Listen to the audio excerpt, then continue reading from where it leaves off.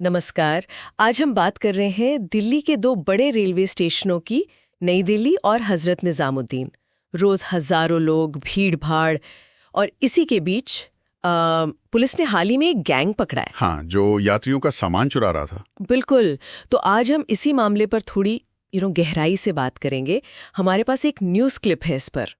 और जो सबसे कह सकते हैं अजीब बात सामने आई है वो ये कि ये लोग चोरी का माल छिपाने के लिए साड़ियों का इस्तेमाल कर रहे थे। हाँ, ये सुनने में थोड़ा अटपटा लगता है ना, साड़ी में। वही तो, मतलब कौन सोचता है कि साड़ी की तह में कोई लैपटॉप या गहने छिपा सकता है। बिल्कुल, और शायद यही उनका तरीका था, ध्यान भटकाना, शक से बचना। सोर्स यही बताता है कि ये कोई अकेला बंदा नहीं था। अच्छा? नहीं, ये 4 लोगों का एक पूरा मुनज्जम गिरोह था। 4 लोग? हाँ, 2 भाई थे और उनके 2 दोस्त। और ये भी पता चला है कि इन पर पहले भी चोरी के केस हैं। ओह, तो मतलब ये पुराने खिलाड़ी थे। हाँ, लगता तो यही है। उन्हें पता था कि कैसे, कहाँ, कब हाथ साफ करना है। और सोर्स में ये भी था कि सिर्फ 3 दिन में ही इनसे करीब 1.2 लाख का सामान मिला। हाँ, बिल्कुल, 1.2 लाख, मोबाइल फोन, लैपटॉप, जेवर, मतलब जो आमतौर पे यात्री लेकर चलते हैं। सही बात है। हाँ, और ये टाइमिंग भी देखते थे, या तो जब बहुत भीड़ हो कि पता ही ना चले, या फिर जब स्टेशन थोड़ा खाली हो, जैसे देर रात की ट्रेनें या एकदम सुबह की, जब लोग ऊँघ रहे होते हैं, कम अलर्ट होते हैं। हाँ, ये तो सोची समझी प्लानिंग लगती है। बिल्कुल, एक प्रॉपर रणनीति। तो पुलिस ने फिर पकड़ा कैसे ने? मतलब सिर्फ शिकायतों से तो ऐसे शातिर लोगों को पकड़ना मुश्किल होता होगा। हाँ, मुश्किल तो है, लेकिन यहाँ पर टेक्नोलॉजी और जो नॉर्मल पुलिस का काम है वो दोनों काम आए। अच्छा, कैसे? सोर्स के मुताबिक पुलिस ने दोनों स्टेशनों के जो सीसीटीवी फुटेज हैं वो खंगाले। हाँ, वो तो आजकल हर जगह है। बिल्कुल, तो जब बार बार कुछ चेहरे नजर आने लगे तो शक हुआ। और साथ में जिन लोगों का सामान चोरी हुआ था उनके बयान भी लिए गए।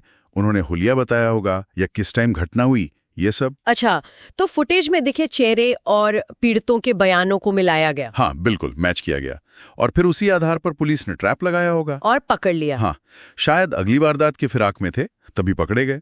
सोर्स कहता है कि गिरफ्तारी वहीं स्टेशन के पास से हुई। तो ये दिखाता है कि मतलब लगातार नजर रखना और शिकायतों पर तुरंत एक्शन लेना कितना जरूरी है। सही बात है, बिल्कुल जरूरी है। तो फिर ये पूरा मामला हमें सिखाता क्या है? एक तरफ तो देखो ये चोर है, नए नए तरीके निकाल रहे, साड़ी में सामान छिपाना। हाँ। और दूसरी तरफ पुलिस है जो टेक्नोलॉजी और अपनी सूझबूझ से उन्हें पकड़ रही है। हाँ, ये एक तरह से वो चूहे बिल्ली का खेल जैसा है। ये केस साफ दिखाता है कि पब्लिक प्लेसेस पर, खासकर रेलवे स्टेशन, बस अड्डे जैसी जगहों पर हमें खुद कितना अलर्ट रहना चाहिए। अपनी सावधानी तो जरूरी है ही। बिल्कुल। और साथ ही देखो, सीसीटीवी जैसी टेक्नोलॉजी एक डर तो पैदा करती ही है चोरों में, और अगर अपराध हो जाए तो जांच में तो बहुत मदद करती है। और जाहिर है पुलिस की मुस्तैदी, उसके बिना तो कुछ नहीं हो सकता। तो ये तीनों चीजें मिलकर काम करती हैं, लोगों की अपनी सतर्कता, टेक्नोलॉजी का सपोर्ट और पुलिस का एक्शन। हाँ, बिल्कुल, तभी ऐसे अपराधों पर कुछ हद तक लगाम लग सकती है। इस केस में तो ये तालमेल काम कर गया, सफल रहा। हाँ, बिल्कुल।